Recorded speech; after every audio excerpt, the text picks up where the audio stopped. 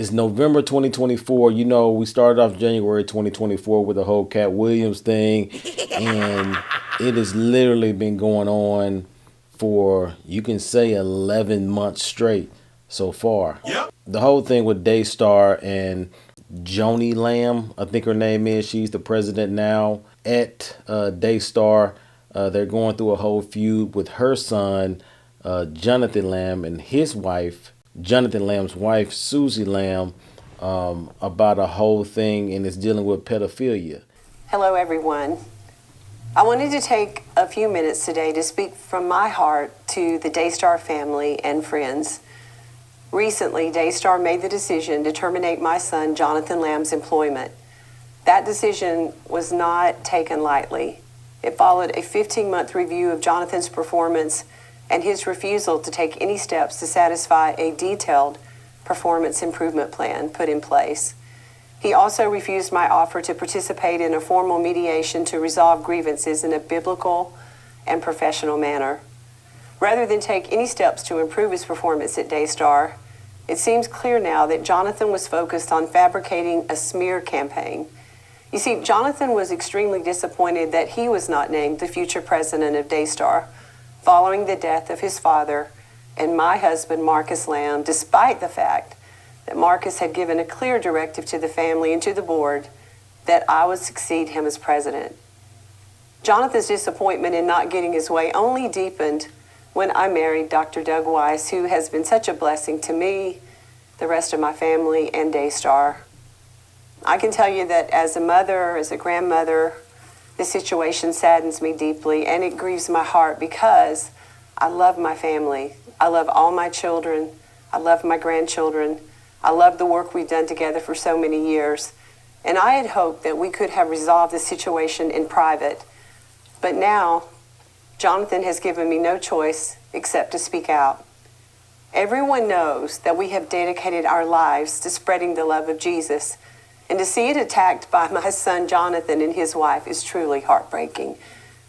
I want to assure you that all the allegations that are circulating against myself and my late husband are completely false. We have already begun to take legal steps to defend ourselves, and we will address the accusations in a God-honoring way. We stand firm in our faith, knowing that God is with us, and his purpose for DayStar is far greater than any present challenge we may be facing. While this attack is very painful and wrong, I know that our battle is not against flesh and blood, but against a spiritual enemy who seeks to destroy and divide no matter what the cost. I want to ask you for your prayers. Thank you for your continued love and support. Our team here at DayStar will keep you updated. Again, thank you for your prayers. God bless you. I want to read a couple things here. So if you don't know about the case or the situation, kind of what's going on. And this is dealing also with Jimmy Evans. If you're not familiar with Jimmy Evans, he's this big, I think, former pastor. He's a guru in marriage, has a lot of books. I think I even own one of his books. So let me read this. It said, during their time at DayStar, former Vice President Jonathan Lamb and his wife Susie Lamb say they were repeatedly spiritually abused and bullied by Jonathan's mother, DayStar President Joni Lamb, and her allies.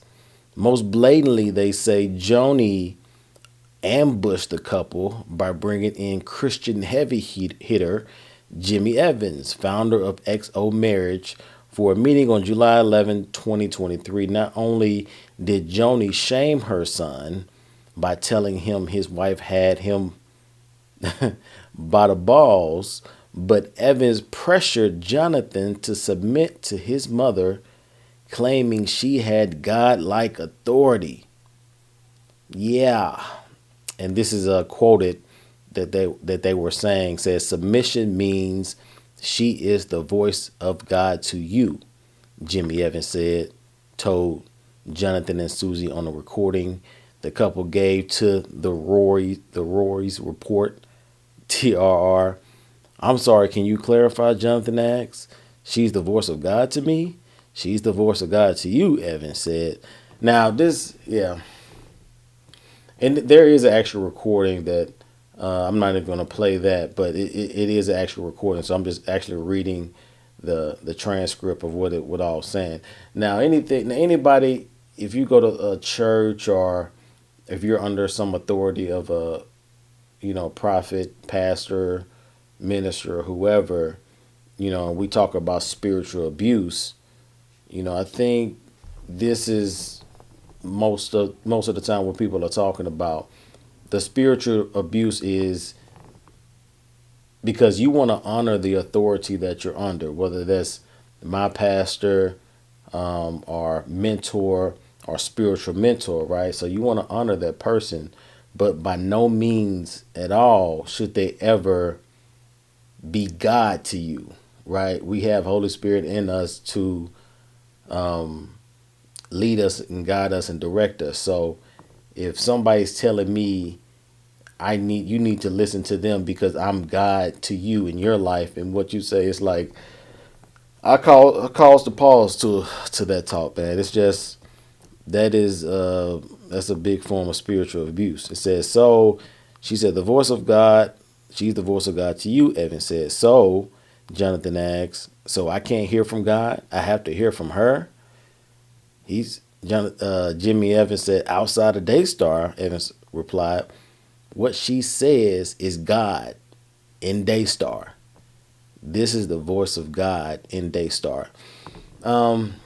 Any ministry, any person that operates like this, I've seen a fall. I've seen a fall happen because you have leadership, but you don't have a dictatorship. You shouldn't have a dictatorship. So if anybody's word is God to somebody where you can't check them, you can't question them, like that's an issue. That's a problem. Yeah, that's and the other backstory of this whole thing is Jonathan Lamb and his wife Susie Lamb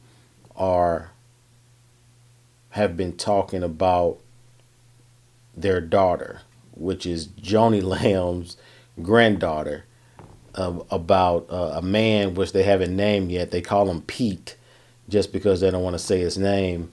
Has been molesting Jonathan and Susie Lamb's daughter for years back, I think starting in 2019 or something like that. I think that at the time she was around 5 years old, and Joni Lamb, and at the time Marcus Lamb, which was the president of DayStar, but he passed in 2021 from COVID complications, pretty much just swept it under a rug and tried to cover for the guy.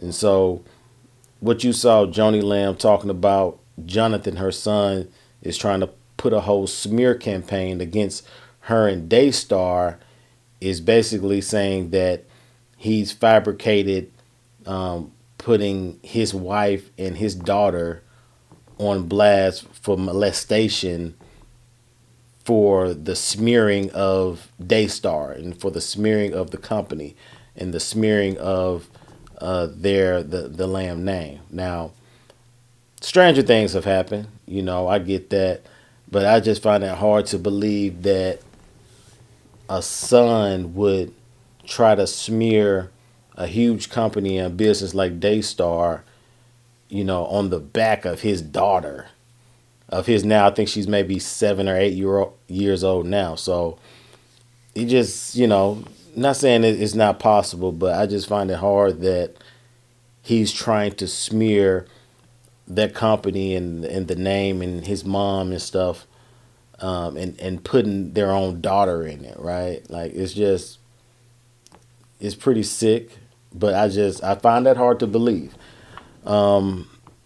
And so the whole thing says the contentious meeting came about 2 years after Jonathan caught a family member in a compromising situation with his daughter and accused him of molesting the girl.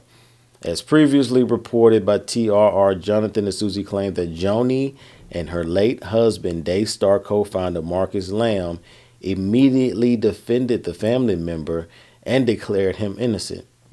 This caused a major rift in the family, but a few weeks later, in late August 2021, Marcus told Jonathan and his brother-in-law, Jonathan J.W. Wise, that an internal investigation had cleared the family member.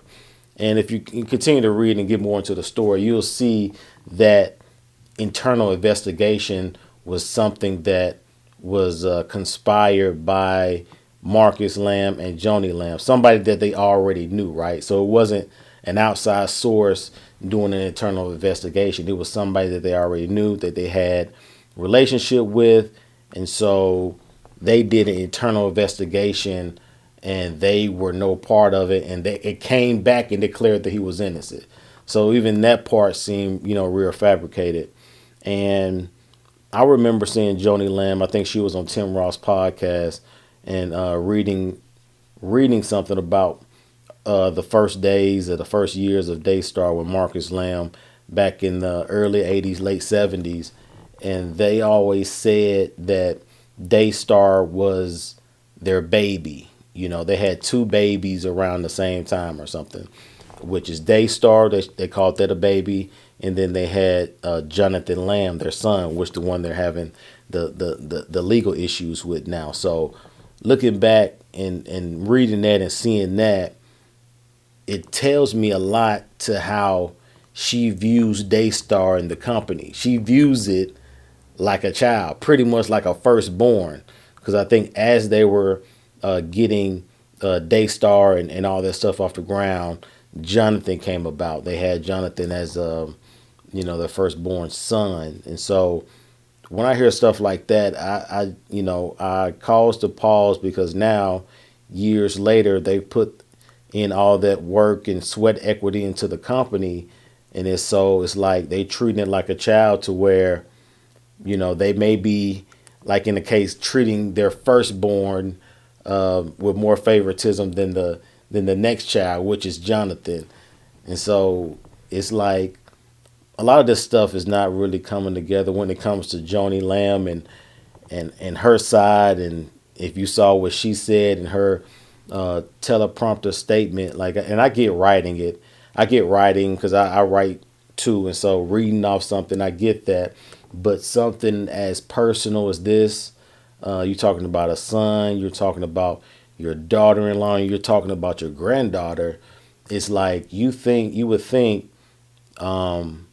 it would come off a little bit more genuine or a little bit more personal than just 2 minute and 39-second video that they actually turned off the comments on YouTube. So this is all interesting.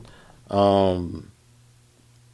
lot of stuff is coming out. And I think all this probably gonna hit the fan when or if the granddaughter, she ever gets the courage to really come out and say what happened, or to remember what happened. Because I think in the story, she didn't remember none of the stuff that necessarily happened to her after Joni talked to her in a private room years ago or whatever like that. So this will be interesting in how this stuff how it will unfold. And yeah, man, it's all this stuff is tough.